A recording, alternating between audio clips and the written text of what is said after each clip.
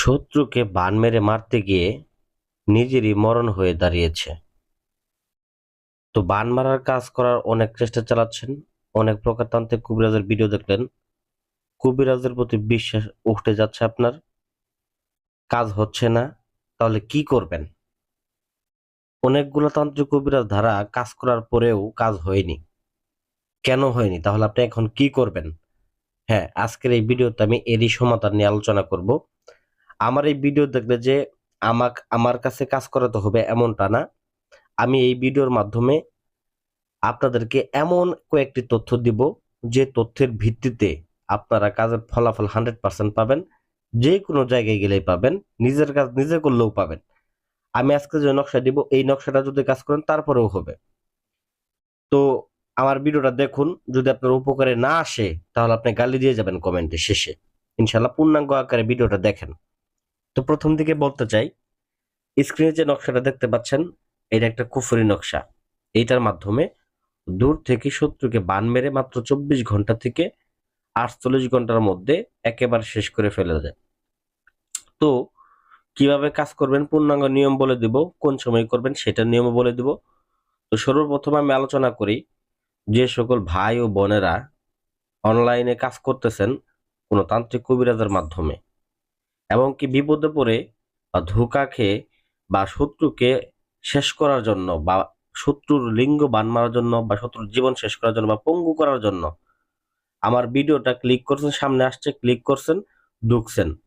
তো কথাগুলো মনোযোগ সহকারে শুনেন। ভাই, আসলে কবিরাজ হইলেই হয় না। তো বলেন, তাহলে কবিরাজ কেমন হবে? বলতে পারেন, কবিরাজ হওয়ার ক্ষেত্রে প্রথমত বলতে দেখা গেছে আপনারা চেক করবেন আসনটা। যে আসনটা মূলত দেখা গেছে যে আপনারা দেখবেন, এই আসনটা আসলে ভিডিও কলে দেখে চেক করে নেবেন, এবং যে ভয়েসটা শুনবেন, ভয়েসটা মোটা কিনা এগুলো চেক করে নেবেন। এটা অত্যন্ত গুরুত্বপূর্ণ একটা বিষয়। তো যাই হোক, প্রথমত আমি ভিডিওটার নিয়মটা বলে দিই, তারপরে বিস্তারিত আলোচনা করতেছি আমি। স্ক্রিনে যে নকশাটা দেখতেছেন, শত্রুকে বান মারার জন্য এটাকে মেশক জাফরান কালি, কাম সিঁদুর এবং পাঠা রক্ত দ্বারা এটাকে লিখতে হবে। তো এটাকে লিখতে হবে হরিণের চামড়ার উপরে। হরিণের চামড়া কবিরাজের দোকানে গেলে কিনতে পাওয়া যায়। আর যদি হরিণের চামড়া না পান, সেক্ষেত্রে আপনারা যে ব্যক্তিকে বান মারবেন ওই ব্যক্তির কাপড়ের টুকরার উপরে এই নকশাটাকে অঙ্কন করবেন। অঙ্কন করে দেখবেন এক পাশে লেখা আছে নাম, আর এক পাশে লেখা আছে পিতা। তো নামের জায়গায় নাম লিখবেন, পিতার জায়গায় পিতা লিখবেন। শত্রু যদি মেয়ে হয়ে থাকে তো পিতার নামের জায়গায় মাতার নামটা বসায় দিবেন। বসায় দেওয়ার পরে ওইটাকে সুন্দর করে মুড়ায় নেবেন, পেঁচায় নেবেন, পেঁচা লাল সুতো দ্বারা বেঁধে নেবেন। বেঁধে দিয়ে একটা মাটির পুতুল বানাবেন, ওই পুতুলের মধ্যে ঢুকাবেন। ওই পুতুলের মধ্যে ঢুকিয়ে পুতুলটাকে সুন্দর করে মন্ত্রভূত করে নেবেন। তো মন্ত্রটা আমি ডেসক্রিপশন বক্সে দিয়ে দেবো। বা যারা এই কাজটা করতে আগ্রহী আছেন নিজেরাই আমাদের স্ক্রিনের নাম্বারে যোগাযোগ করবেন, আমি অনুমতি সহ আপনাদেরকে মন্ত্রটা দিয়ে দিব, কোনো সমস্যা নেই।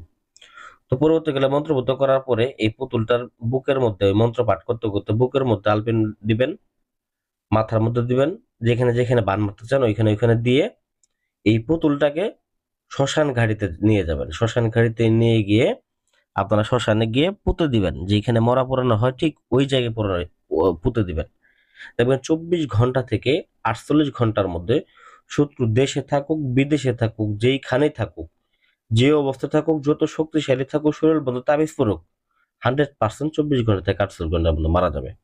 তো হলো ভাই, এরকম কাজ তো এর আগে অনেকবার করছি, কাজ তো হয় নাই, বা এরকম ভিডিও দেখে অনেক তান্ত্রিকের কাছে টাকা খরচ করছি।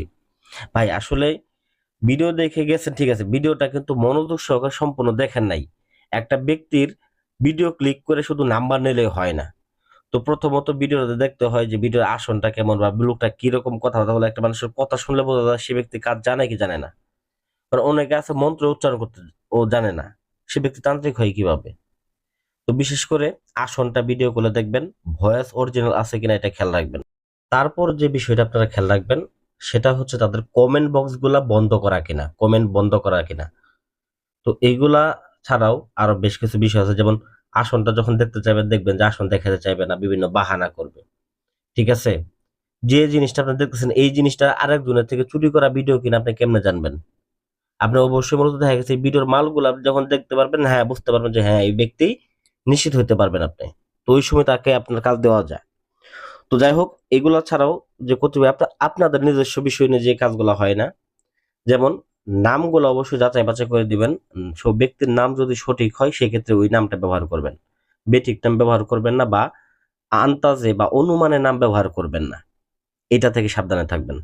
আর বিশ্বাসটা এমন একটা ভিত্তি, এটা যদি একটা ফকিরকে দ্বারাও আপনি কাজ করান, তার উপর বিশ্বাস আপনাকে রাখতেই হবে। কারণ বিশ্বাস ছাড়া তো কোনো উপায় নাই।